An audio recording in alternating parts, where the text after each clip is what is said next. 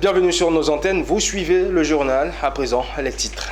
Dans le cadre de la présentation annuelle de son rapport sur le développement économique en Afrique, la secrétaire générale de la CNUCED en personne a présenté les grandes lignes au cours d'une conférence de presse en Côte d'Ivoire. La Caisse des dépôts et consignations de Côte d'Ivoire et Valles Éditions ont procédé à la signature d'un accord de financement d'un coût global de 800 millions de francs CFA. Le groupement des opérateurs du secteur des technologies de l'information et de la communication de Côte d'Ivoire a procédé à l'inauguration de son nouveau siège. C'était dans la commune de Cocody. Et le centre hospitalier régional de Guiglo et l'hôpital général de Taï viennent de bénéficier de 2 ambulances médicalisées flambant neuves. On en sait davantage dans ce journal. Dans le cadre de la présentation annuelle de son rapport sur le développement économique en Afrique, encore appelé Economic Development in Africa Report, l'Organisation des Nations Unies pour le commerce et le développement a choisi la Côte d'Ivoire. Le lundi dernier, c'est la secrétaire générale de la CNUCED en personne qui a présenté les grandes lignes de ce rapport au cours d'une conférence de presse. Était témoin de l'événement le ministre du Commerce, de l'Industrie et de la Promotion des PME ainsi que nos reporters Philippe Zabo. Le rapport sur le développement en Afrique en 2024 a pour intitulé « Libérer le potentiel commercial de l'Afrique, stimuler les marchés régionaux et réduire les risques ». C'est un rapport qui fait le diagnostic des économies africaines avant de lui donner des solutions. Le rapport souligne que l'Afrique est confrontée à des défis allant de la volatilité des marchés mondiaux au coût élevé de la dette en passant par les lacunes en infrastructure. Mais ces défis peuvent être changés en opportunités, d'où l'importance de l'intitulé du rapport. Lorsqu'on regarde en fait les principaux axes qui sont proposés dans ce rapport, qui évoquent désormais ce que nous appelons la polycrise, parce que nous avons désormais une occurrence de crises qui sont superposées et complexes, cela montre en fait que les axes sur lesquels il faut travailler devraient être portés par l'intégration régionale. Et je pense que la zone de libre-échange continentale africaine est une réponse à cela. Parce que la mise en œuvre de cette zone permettra de créer des richesses supplémentaires de plus de 3 000 milliards de dollars US, qui permettra à l'Afrique en fait de pouvoir consommer les produits qui sont manufacturés sur son continent. Le deuxième axe porte sur la diversification économique. Because if you lower your non-trade barriers, you can really build the value chains for. Parce que si on va dans le sens qu'elle a indiqué, vous pouvez effectivement tirer un grand profit de ces échanges.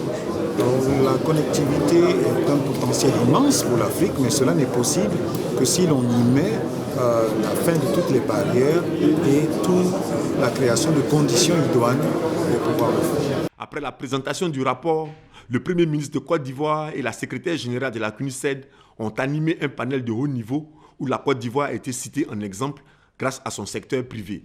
Le deuxième élément, c'est que tout ce que la Côte d'Ivoire fait avec le secteur privé passe par ce que nous appelons le comité du secteur public-privé. Nous avons une unité qui gère toutes les conventions et tous les marchés entre le secteur privé, le secteur et l'État. Cette unité est rattachée à la primature, c'est-à-dire rattachée au Premier ministre, de sorte à ce que les dossiers soient élaborés de façon technique précisément et avec toute l'efficacité nécessaire. La cérémonie a pris fin par la remise officielle du rapport EDA 2024 au Premier ministre. La Caisse des dépôts et consignations de Côte d'Ivoire, CDCCI Capital et Valles Éditions ont procédé à la signature d'un accord de financement ce mardi 11 février au cours d'une cérémonie. Cette signature s'est tenue dans les locaux de CDCCI Capital à Abidjan. Cet investissement de la CDCCI Capital d'un coût de 800 millions de francs CFA contribuera à augmenter la capacité de stockage, de financement et de production d'ouvrages pour l'amélioration du système éducatif ivoirien. Le point avec Sandrine Kwame et Ndrin Salomon. 800 millions de francs CFA, c'est la somme que va investir la Caisse des dépôts et de consignation de Côte d'Ivoire pour participer au plan de développement du secteur de l'édition et de l'éducation nationale. L'édition Vallès est celle qui va profiter de cette opportunité. Cette signature de convention entre l'édition Vallès et la CDCCI permettra un investissement socio-économique qui participera à la création de nombreux emplois et à rendre disponible le livre en Côte d'Ivoire. CDCCI Capital vient donc de mettre en place ce financement de 800 millions de francs CFA en faveur de la société Vallès Édition. Donc l'objet de ce financement, c'est de permettre à Vallès Édition de poursuivre le renforcement de ses ressources humaines, mais aussi matérielles, mais aussi l'aider à renforcer sa chaîne logistique à travers notamment un agrandissement de son entrepôt, mais aussi à travers une amélioration de son réseau de distribution des ouvrages. Cette convention représente également une opportunité pour la CDCCI Capital de participer à l'essor d'une femme entrepreneur dans un secteur de l'économie ivoirienne, à savoir l'édition, tels que les ouvrages à destination de l'éducation nationale. 20 ans après, nous avons le financement de CDC Capital. Je voulais préciser que Vallès est vraiment un produit des fonds d'investissement. Nous sommes financés par des fonds d'investissement depuis 13 ans. Et donc ce financement va nous permettre de renforcer nos capacités dans l'ensemble, humain, matériel, notre capacité de stockage et voilà, nous permettre, comme l'a dit monsieur le directeur, de produire une multitude de projets que nous avons en cours. Créé en 2005, Vallès Édition a ouvert son catalogue à la littérature générale, à la littérature jeunesse, aux scolaires et aux parascolaires. Elle possède à ce jour un important fonds éditorial dont 165 au nombre des ouvrages agréés ou recommandés pour l'enseignement en Côte d'Ivoire. Et parlons technologie de l'information et de la communication à présent. Le groupement des opérateurs du secteur des technologies de l'information et de la communication de Côte d'Ivoire a procédé à l'inauguration de son nouveau siège dans la commune de Cocody ce mardi 11 février. Cette cérémonie a bénéficié du parrainage du président de la Confédération générale des entreprises de Côte d'Ivoire et de présenter officiellement les nouveaux locaux de ce groupement. Michel Brou et Setekissi étaient témoins. Le groupement des opérateurs du secteur des technologies, de l'information et de la communication de Côte d'Ivoire a officiellement son nouveau siège. L'inauguration de ce bâtiment moderne a mobilisé l'ensemble des acteurs clés portés vers l'innovation numérique venus communier à cette cérémonie. Après la coupure du ruban, l'honneur a été donné au président du patronat ivoirien de se prêter à une visite guidée de ses locaux. C'est un bâtiment à 2 niveaux, doté de 4 bureaux, une salle de réunion, une salle d'eau et un espace d'accueil. Parrain de la cérémonie à cette occasion, le président de la Confédération générale des entreprises de Côte d'Ivoire a réaffirmé l'engagement du patronat ivoirien à accroître les actions pour soutenir le groupement et répondre aux besoins croissants des opérateurs des TIC. Je voudrais réaffirmer le soutien de notre confédération et vous assurer que le numérique sera toujours présent au cœur de nos priorités, de même que la transformation digitale des entreprises inscrite dans le plan stratégique de notre organisation commune.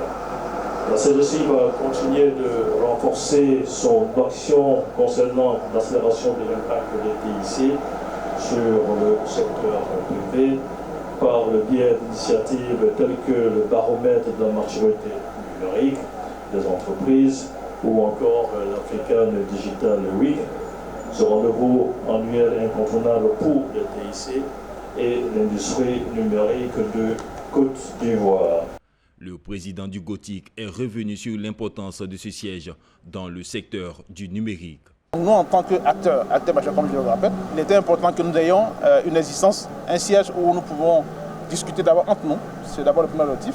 Ensuite, discuter avec des partenaires, tous ceux qui viennent en Côte d'Ivoire, qui veulent échanger avec les acteurs locaux du numérique, savent aujourd'hui où trouver le Gothic.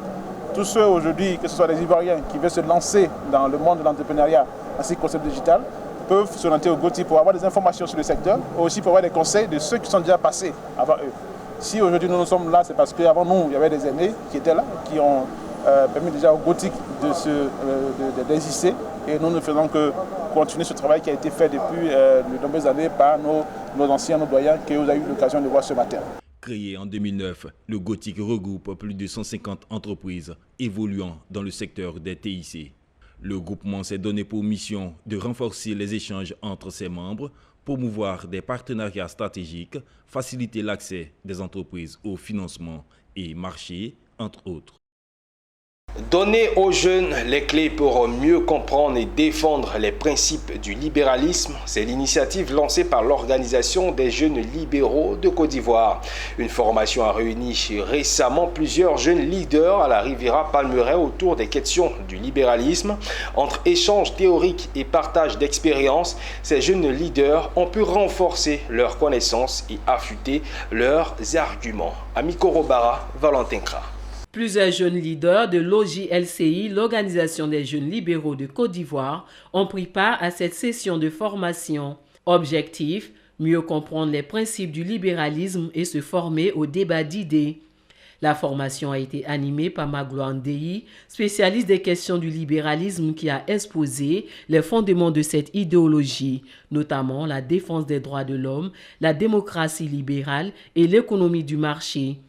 Une formation jugée nécessaire pour le président de l'OJLCI. Nous avons estimé à un moment donné que les jeunes Ivoiriens ont besoin de formation, notamment donc, sur les questions du libéralisme. Parce que selon nous, on est dans un monde qui va irrémédiablement et irréversiblement, donc vers un monde totalement libéral. Aujourd'hui, cette formation à l'endroit donc des jeunes Ivoiriens leur permet de leur donner des outils pour mener le bon débat, pour mener le meilleur débat, pour mener des débats d'idées et pour leur permettre d'être actifs, pour leur permettre d'avoir du contenu. En plus des échanges théoriques, des personnalités invitées ont partagé leurs expériences avec les jeunes. Des témoignages qui ont permis de mieux comprendre l'impact du libéralisme dans la gestion publique et l'entrepreneuriat. En tant que coordinateur, il est mon devoir d'avoir des bases sur le libéralisme parce que je suis censé coordonner une session. Mais cela m'a appris beaucoup de choses. Ça a ouvert mon esprit sur le simple fait qu'aujourd'hui, en tant que jeune, nous pouvons avoir une nouvelle vision de la Côte d'Ivoire. Nous avons besoin d'une indépendance personnelle, au fait, sur tous les plans, au niveau personnel, politique, voilà, même sur le plan au niveau de l'entrepreneuriat, tout et tout. Une formation qui, selon les organisateurs, marque le début d'un processus d'apprentissage continu pour ces jeunes. L'OJLCI entend multiplier ces rencontres pour mieux ancrer les valeurs du libéralisme au sein de la jeunesse ivoirienne. Notons que cette activité a bénéficié du soutien de la Fondation Friedrich Naumann et de la Jeunesse libérale pour l'Afrique. Et parlons leadership féminin. Zahara Afrique Business Forum et Awards volume 2, c'est l'événement qui a récemment célébré l'excellence et l'innovation des femmes dans le monde des affaires. Organisé par la fondation Sunrise à l'hôtel Tiama à Abidjan, il s'agissait de mettre en lumière les contributions des femmes dans divers secteurs d'activité. Le point avec Walter Kofi. Propulser l'Afrique vers l'avenir avec les sciences, les technologies et l'ingénierie en mettant en avant les compétences féminines, c'est tout l'intérêt de cette deuxième édition de Zahara Afrique Business Forum. Des experts sur la question du genre, des dirigeants d'entreprises et institutions ont animé des panels dont le but était de sensibiliser la jeune féminine à se tourner vers des secteurs traditionnellement perçus comme féminins. Nous sommes une entreprise spécialisée dans les travaux en hauteur et en accès difficile. La principale raison qui nous a poussé à participer et à être partenaire de cet événement est d'abord la mise en avant de l'inclusivité des femmes dans des domaines dits masculins. Il faut savoir que le domaine dans lequel j'évolue est constitué de très peu de femmes, en tout cas en Côte d'Ivoire. Et notre objectif, c'est de faire connaître notre métier et d'inciter le maximum de jeunes femmes et de femmes à se tourner vers les travaux sur corde. Notre mission, c'est justement de contribuer à l'amélioration des conditions économiques et sociales des populations, mais en particulier des femmes, en leur offrant des services financiers et non financiers.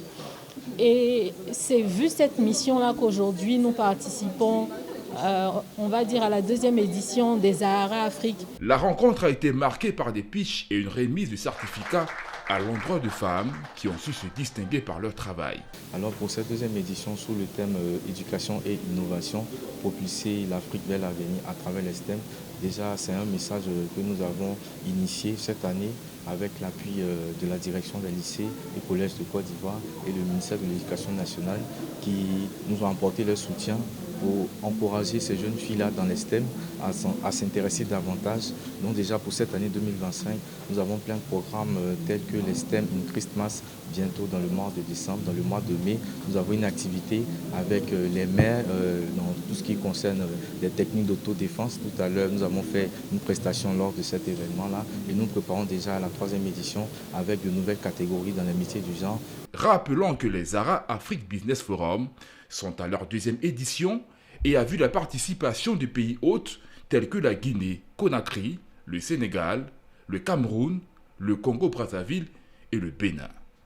Récemment, 11 jeunes du département de Niakara-Madougou ont été récompensés à la 2e édition des Awards de la jeunesse, une initiative de la délégation départementale du Conseil national des jeunes de Côte d'Ivoire en vue de reconnaître leurs engagements communautaires et participatifs au développement de Niakara. Les prix ont été décernés aux jeunes sous le regard de notre reporter Emmanuel Bonzo. 10 prix ordinaires et un super prix ont été décernés aux meilleurs jeunes du département de Niakara-Madougou. C'était à la 2e édition des Awards de la jeunesse, une initiative de la délégation départementale du Conseil national des jeunes de Côte d'Ivoire. Une soirée de récompense des acteurs de jeunesse impliqués significativement dans le développement du département à travers des secteurs d'activité comme la culture, l'art, le bénévolat, l'entrepreneuriat, le sport et l'innovation. À cette occasion, Romuald Ouattara a obtenu la plus haute distinction de cette activité, tout comme d'autres jeunes, primés également pour leur engagement communautaire et participatif à l'évolution du département de Niakara. L'an dernier, je l'ai remporté et je n'ai pas dormi sur mes lauriers. Nous avons mené plusieurs activités dans le département et je pense que c'est un prix vraiment mérité. Je demande à tous les jeunes du département, en particulier la Côte d'Ivoire, de se motiver, de se mobiliser pour être actifs. Il faut dire que je fais beaucoup d'activités, surtout les conférences sur les sensibilisations, par exemple des grossesses en milieu scolaire. Nous aussi, les femmes, nous avons nos sillons aussi à tracer. Cette édition des Awards de la jeunesse de Niakara a eu pour parrain Ousmane Koulibaly, directeur général du guichet unique du foncier. Un appui de cette personnalité salué par le délégué départemental des jeunes pour qui cela représente une marque de confiance et une reconnaissance des efforts de la jeunesse. L'appel que je lance à la jeunesse, c'est de continuer de croire en ses capacités, en sa chance et surtout à son engagement. Chaque jeune a sa contribution en ce qui concerne le développement local. Et c'est par les organisations de jeunesse et c'est par les initiatives de ce genre que nous allons véritablement contribuer au développement de notre local. Cette célébration de l'excellence dans le milieu jeune a permis de distinguer des lauréats issus des localités de Tortilla, Badika, Tafiré et Niakara. Rendez-vous est donc pris en 2025 pour la 3e édition de cette soirée de distinction. Ça se passe dans la région du Cavali. Le centre hospitalier régional de Guiglo et l'hôpital général de Taï viennent de bénéficier de 2 ambulances médicalisées flambant neuves. La remise officielle a eu lieu récemment sous la présidence d'Anne Désiré Oloto, ministre d'État et présidente du conseil régional du Cavali. Le point avec Théodore Kanga.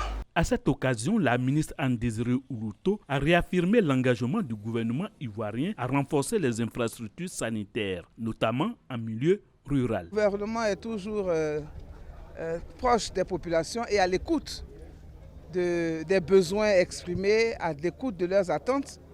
Et c'est dans ce cadre-là que nous venons de bénéficier, pour la région du Cavali, de 2 ambulances.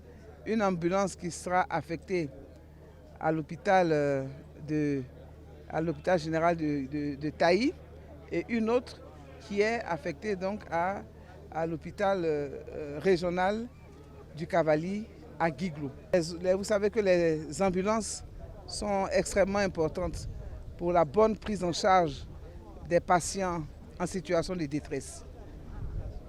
Et je suis particulièrement heureuse pour les populations de Taï qui restent toujours dans l'attente du bitumage de l'axe Guiglo-Taï pour faciliter l'évacuation aussi des malades et surtout des femmes. Ces nouvelles ambulances permettront de répondre efficacement aux urgences médicales et d'assurer des évacuations sanitaires dans des conditions optimales. Le directeur régional de la santé et la chefferie traditionnelle ont également salué cette initiative qui vient renforcer la capacité d'intervention des établissements de santé.